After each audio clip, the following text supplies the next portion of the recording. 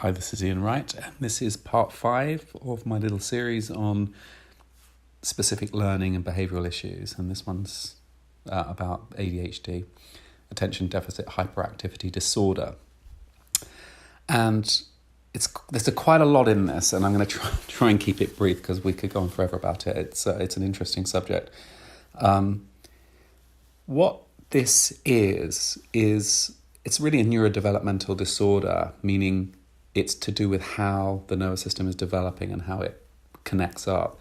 The particular issues that you get with ADHD are attention difficulties, difficulty paying attention to detail, difficulty paying attention to doing tasks. They lose things, forgetful, easily distracted, can't sit down for school, difficulty sustaining homework, find things boring, that type of situation, which actually all kids have to some degree, but this is an excessive difficulty with attention. That's the first part. They normally tend to be super active, hyperactive, lots of activity, can't sit still. And the other side of it, which is an important element, is impulsiveness, which is difficulty in self-control or self-regulation, which is inappropriate to their age. They fidget, they squirm, they tend to take risks. They don't see danger, always on the go, tend to talk excessively, answers too quick, always straight, the first person to answer in the class, but actually it's not necessarily a correct answer. They haven't waited for the question. They don't wait their turn, they interrupt. So this tends to lead, because they can't regulate, to behavioural issues, social issues. They miss social cues often, and they have poor social skills, and they can be disruptive. So consequently, they get problems with academic and peer group, as in their friend groups. It's a difficult subject because there's a lot of levels to it, and there's a lot of kids who have very mild elements of this, and some that have very strong elements of it. So it's a tricky one. It's usually first diagnosed when they're at school, because they can't sit still, they can't sit down, they don't have any concentration. Concentration is obviously a massive type. So it's normally diagnosed these days into 3 different types. The first is primarily inattentive. They can't keep attention. The second is they're impulsive. Or the third type is both. They tend to pick up the symptoms before you're 12. And the diagnosis means that actually it's been going on for more than 6 months, and it's normally within 2 settings, as in home and school. Not if it's just at school or just at home, it can be something more that's slightly more behavioural. About 7% of children actually have this, twice as likely in boys. Although in girls the symptoms are slightly different. It's more inattention and less impulsivity. 40%, it's said, to go on to have some degrees of difficulty in adulthood. A very important part of this is frustration and anger management. They tend to get angry, frustrated. Is schooling and confining themselves to schooling is a particular difficulty. There are often associated disorders.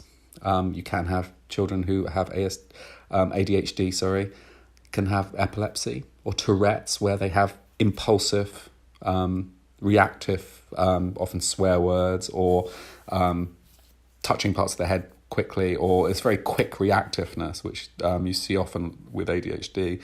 They're very separate disorders, actually, I think, but they can connect. Anxiety disorders, which is increasingly common in children. I'm going to talk about this in a couple of podcast time because it's huge.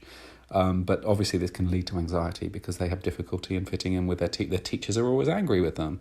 Their peer group doesn't understand them. It's incredibly stressful, actually. And often, parents are get very upset with the kids. So they're always under some degree of distress, which actually, unfortunately, loops into the subject and makes things worse. So it's a tricky one to manage and needs a combined approach, I think. They're often specific learning difficulties, dyslexia, speech and language disorders. They can have obsessive compulsive disorder, or developmental coordination disorders, or sensory disorders, which we've talked about already. There is a part which we'll talk about with regards to part of the brain that deals with dopamine, which is to do with reward pathways, meaning motivation and reward. And that's a very important kind of biochemistry of the brain, which I will mention a little later. But because there is a disruption in that part of the brain, they can be prone, as they get older, teens, to be more likely to take substance abuse disorders, like especially cannabis, etc. Another side of it can be sleep disorders, where actually some of it, about a lot of it, can be to do with the medication, can make it difficult to sleep. That's part of it as well.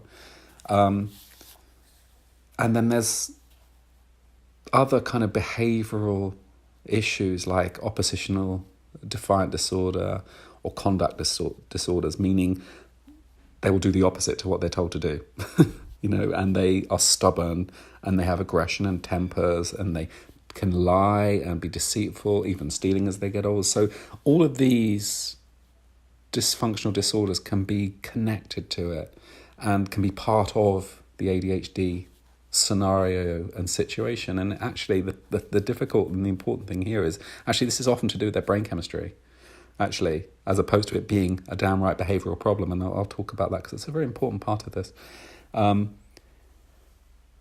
They have poor vigilance. They have poor attention, but they hyper yawn to keep staying awake, although they seem tired. 30-40% have what we classify as a sluggish cognitive tempo, meaning they're slightly slow to cognate things, to think things through. You can get mood disorders, depression, etc., etc. And also there can be enuresis, as in bedwetting. So it's a whole plethora of things, and we need to look at them kind of, that's why it's so complex. What causes this problem? There are, in twin studies, where which are good ways of checking if things are inherited correctly. They've come up with the actual idea that actually 75% is inherited through the parents. Siblings are 3 to 4 times as likely to have ADHD. There's an interesting debate in genetics about this whole idea of risk-taking. So, it's one for, I think it's a little far-fetched, but, women are more attracted to an impulsive child, which is actually very good in kind of warlike situation. You want someone who's impulsive, fast and reactive, but actually not necessarily.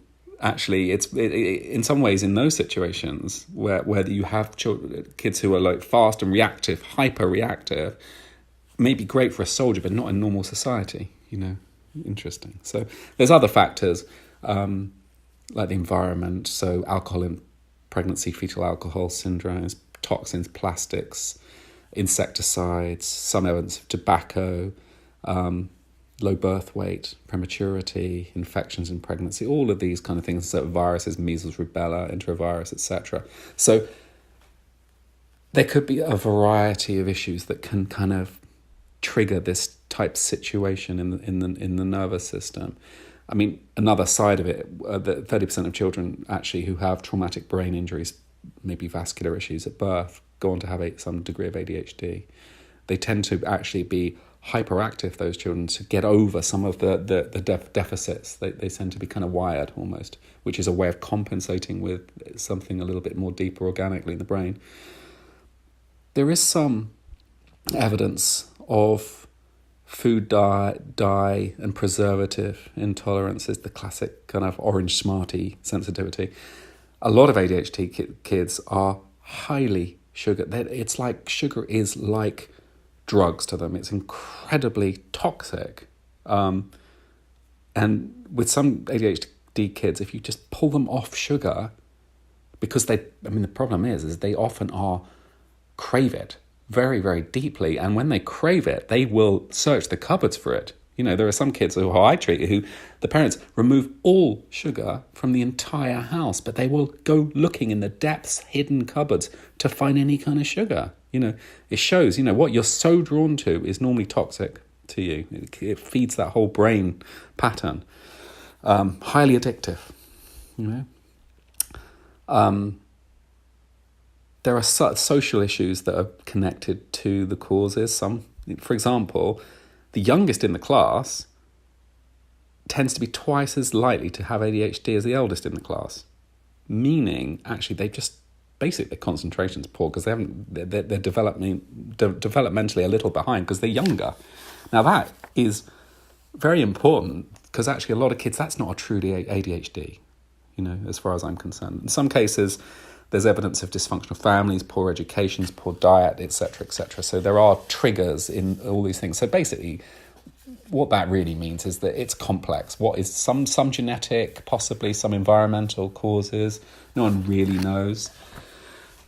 There's an interesting theory called the social construct theory, which I like actually, because what they say is the boundary between normal and abnormal behaviour is constructed by society, meaning doctors, parents, teachers. So they value and they judge how we should be. And maybe these kids aren't ready or able to work within that social construct. And that could mean that there is some evidence to say that actually ADHD, especially in America, is diagnosed 3 to 4 times as much as it should be. This whole idea, there's a lot of kids who I treat who at 5, 6, 7 years old, especially boys, cannot and should not be confined to sitting for hours in a classroom concentrating. They should be playing in the mud, which is what suits them. And actually they'll settle down when their neurology naturally settles down. And that's not, to me, a true ADHD situation. So anyway, so what's actually going on in the brain of these kids? There are various models of dopamine pathways, which is what I've mentioned before, and norepinephrine pathways, which are to do with stress management, and also something called executive function, which is regulation, motivation, reward perception, linking kind of behaviors to goals. And there could be some problem with that. There are some brain things, like, for example, the prefrontal cortex, which is right at the front of the brain and is involved with behavioral regulation. There is some evidence that children with ADHD have a reduction in volume of the left prefrontal cortex. And also there are issues with the way that this part of the brain, the prefrontal cortex, links up with other parts like the cerebellum. Possibly. What's the cause and what's the effect? It's hard to know. But regulation is a key, especially in the impulsive type of ADHDs. I mean, we have to differentially diagnose when people are looking at diagnosing ADHD, which is done doing a DSM-4 or DSM-5, which is the classic kind of test for psychiatric disorders, autistic spectrum disorders diagnosed with the same test. You have to rule out depression because they both have tendency to low mood, bipolar disorders, dyspraxias, and of course they can connect up and have the same thing. So what we're looking at when we're trying to work with these type of issues is what are the key elements we can find. As far as I'm concerned, this is another of my own personal view, is there are 2 types. There is your classic ADHD, which is to do with the brain chemistry. It's genetic. There's possibly an autoimmune element. They tend to be sugar reactive highly. They have difficulty in regulation. They tend to be autoimmune with the gut. They can sometimes be gluten intolerant. Diet tends to be very, very bad, actually, and very hard to manage in terms of diet. Those types of children tend to respond to medication, especially methylphenidate, which is like Ritalin, etc., which are neurostimulants, actually uppers. They block the dopamine and the norepinephrine reuptake by the brain. And it's highly prescribed, especially in America. In fact, it's the 47th most prescribed medication in history. And there's a big argument about when and how it should be described. But in my view, there are the children with ADHD of that time respond to Ritalin. The ones who don't respond, I call them more of a hyperactivity disorder, which is more a primary attention issue. They're wired, basically, and there is a mechanical pattern in their head, which we call a vertical shear, which is hyping up part of the nervous system called the hypothalamus, and they're quite responsive to what we do. The other ones, the more genetic patterns, more impulse-related ones, are harder and need a wide range of management, dietary modification, sometimes medication, hopefully last resort. The difference between the US and Ireland and the UK is it's the last resort is to describe some of these neurostimulants. In America, it's normally the first resort. So the argument is it's possibly oversubscribed, and a child's got some sort of behavioural or impulse issue. Bang, they're going to take medication. There is a non-neurostimulant medication, normally Strattera or something like that, which actually, the good thing about it is it's not actually a brain stimulant so much, but it is less potent in terms of the medication, and a lot of kids don't respond to it. There is some evidence that diet can improve these. For example, a third of kids, if they're given a strong diet with high fatty acids, can get some clear improvements. A third have also improved if you cut out all artificial food colorings. You need to rule out food allergies, food sensitivities, especially gluten issues and sugar issues. There is evidence that if you dose with zinc, you can reduce the dose of Ritalin needed. And there is also some evidence of omega-3 fatty acids, fish oils, etc., improving. So I suppose the question is as osteopaths, can we and how do we help? And as I've said before, there are some types of them that are more responsive than others. And if you've got a primary genetic biochemistry type 1, they're slow and you have to do a lot of changes in diet, and treatment can be slow. But you have little bits of changes, I think. Some of the other ones, more the hyperactivity disorders, you can do a lot more with, I think. Again, we've got to do a lot of work with the gut, which we'll talk about actually more in the next chat, which is about autistic spectrum. Anyway, that's an introduction. I hope I haven't gone on too long. I wish you well.